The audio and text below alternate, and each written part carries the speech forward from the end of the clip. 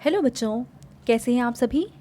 चलिए इस वीडियो में हम समझेंगे क्लास 3 की वर्कशीट नंबर 45A जो कि 12 अगस्त 2021 की वर्कशीट है और आज का सब्जेक्ट है हिंदी। और आज हम हमारी हिंदी की पाठ्यपुस्तक रिमझिम से पढ़ने वाले हैं पाठ मन करता है। यहाँ आप अपना नाम लिखेंगे और यहाँ आप अपने टीचर का नाम लिखेंगे। तो चलिए शुरू करते हैं। नमस्ते प्यारे बच्चों, आशा करते हैं कि आप सभी स्वस्थ और खुश होंगे। बिंदु व चंद्र बिंदु वाले शब्द आज हम ये पढ़ने वाले हैं कि किन शब्दों में हम बिंदु लगाते हैं और किन शब्दों में हम चंद्र बिंदु लगाते हैं। बिंदु लगाने के लिए हमें किसी भी शब्द के ऊपर एक छोटा सा बिंदु लगा देना होता है और चंद्र बिंदी के लिए हम एक पहले ऐसे बनाते हैं और फिर ऐसे बिंदी बनाते हैं। ठीक है, तो चले देखते हैं क्या कर रखा है इसमें। बच्चों, आपको दूसरी कक्षा की ऊंट चला कविता याद है ना? शाबाश। और उसमें आए चंद्र बिंदु शब्द, तो चलिए इसके बारे में कुछ और नया जानते हैं। तो हम पढ़ेंगे अब दो तरह के शब्दों के बारे में। एक में ये वाला बिंदु लगा होगा और दूसरे में ये वाला बिंदु लगा होगा। ठीक है प्रिय बच्चों, मन करता है कविता को एक बार फिर ध्यान से पढ़िए और उसमें आए शब्दों जैसे मैं, धौंस, पतंग आदि शब्दों पर ध्यान दीजिए।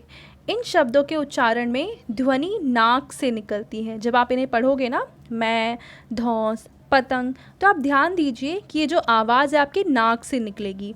और इन्हें लिखने के लिए बिंदु का प्रयोग किया जाता है, यानी शब्द के ऊपर इस तरह का बिंदु लगाया हुआ होता है। जैसे मैं के ऊपर लगाया हुआ है, धौंस के ऊपर लगाया हुआ है, पतंग के ऊपर लगाया हुआ है। ठीक है, अब ज़रा नाक दबाकर सुंदर, बंदर, पंजाब बोलने का प्रयास कीजिए। आप पहले अपनी नाक को दोनों हाथ से दबाएंगे, दोनों उंगलियों से, और उसके बाद ये सारे शब्द बोलेंगे। आप देखना, आप जब ऐसा करेंगे तो आप इन शब्दों को ठीक से नहीं बोल पाएंगे। नहीं बोल पाए ना? इसी तरह लगाऊं, बढ़ाऊं, जमाऊं, मचाऊं, उड़ाऊं पर ज़रा ध्यान दीजिए। ये वे शब्द हैं जिनके उच्चारण में ध्वनि नाक से कम व मुंह से अधिक निकलती है। यानी जिन शब्दों में ये बिंदु लगा हुआ होता है उसको हम नाक से ज़्यादा बोलते हैं, और अगर हम अपनी नाक को बंद कर लेते हैं तो हम इन शब्दों को नहीं बोल पाएंगे। जबकि ये वाले सारे शब्द जिनमें चंद्र बिंदी लगा हुआ है, चंद्र बिंदु वाले शब्दों का उच्चारण नाक से बहुत कम होता है और इनका मुख्यतः उच्चारण मुंह से किया जाता है। तो अगर हम नाक बंद करके भी नहीं पढ़ेंगे तो हमें ज़्यादा कठिनाई नहीं होगी। ठीक है, तो चलिए देखते हैं इस तरीके के कुछ प्रश्न। प्रश्न पहला है, नीचे दिए गए शब्दों को ध्यान से देखिए और बोल कर पढ़िए।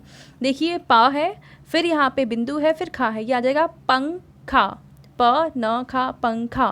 फिर है झ, फिर ये ना की बिंदी और डा, झ न डा, ये बन गया झंडा।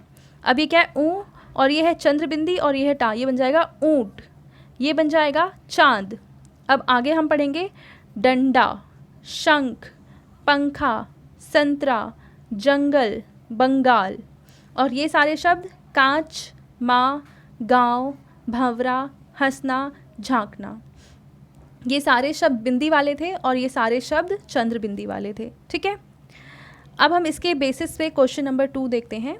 दूसरे प्रश्न में कहा हुआ है, निम्नलिखित वाक्यों में चंद्र बिंदु वाले शब्दों पर गोला लगाइए व बिंदु वाले शब्दों को रेखांकित कीजिए। जैसे इन्होंने पहले में कर रखा है, क्योंकि इसमें चंद्र बिंदु है तो उन्होंने गोला लगा दिया, और क्योंकि इस शब्द में बिंदु है तो यहाँ पे एक लाइन खींच दी इन्होंने, यानी रेखांकित करना है।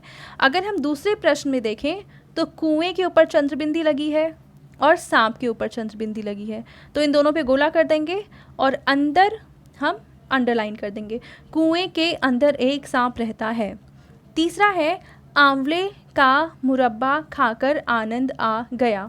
तो आंवले में चंद्र बिंदी है तो इस पे गोला लगा देंगे, और आनंद में सिर्फ बिंदी है तो यहाँ पे हम रेखांकित कर देंगे, इसे एक लाइन खींच देंगे। और चौथा है, माँ ने मुझे 5 रुपए दिए। तो माँ के ऊपर चंद्र बिंदी है और 5 के ऊपर भी चंद्र बिंदी है, तो दोनों पे गोला लगा देंगे। तो दूसरा प्रश्न पूरा हो गया। अब हम पढ़ते हैं तीसरा प्रश्न। तीसरे प्रश्न में क्या कहा है, नीचे दिए गए चित्रों को ध्यान से देखिए और अधूरे नामों को पूरा कीजिए। पहला है अंगूर। दूसरा, ये किसका चित्र बना हुआ है? तो ये है बंदर का। तो ब और ऊपर ना की बिंदी छोटी सी, मतलब बिंदी और दरा, ये बन जाएगा ऐसे, बंदर। ठीक है। अगला है आँख। तो आँख लिखते समय हम चंद्र बिंदी का इस्तेमाल करते हैं, तो ये बन जाएगी आँख। और ये क्या है, बांसुरी, और बांसुरी लिखते वक्त भी हम चंद्र बिंदी का इस्तेमाल करते हैं, तो ये बन जाएगी बांसुरी। ठीक है। तो बच्चों, आपको कार्यपत्रिका मज़ेदार लगी ना? अब झटपट बताइए कि आपने क्या नया सीखा। तो आज आपने 2 अलग अलग प्रकार के शब्दों के बारे में सीखा है। एक तरह के शब्द में बिंदी लगी थी और दूसरे में चंद्र बिंदु का उपयोग हुआ था। ठीक है। अब आपके पेरेंट्स के लिए यहाँ पे एक सुझाव है कि बच्चों के साथ मिलकर परिवार के मुखिया के कार्यों की एक सूची तैयार कीजिए, जिससे बच्चों की मुखिया एवं उनके द्वारा किए गए कार्यों का महत्व पता चल सके। तो आपकी फैमिली का जो भी हेड, आपकी मम्मी पापा दादा दादी जो भी हैं, आप उनके बारे में और उनके द्वारा किए गए कार्यों के बारे में बच्चों को समझाएंगे, सिखाएंगे और उनसे अवगत कराएंगे। आई होप आपको ये वर्कशीट बहुत अच्छे से समझ में आ गई होगी। Thank you.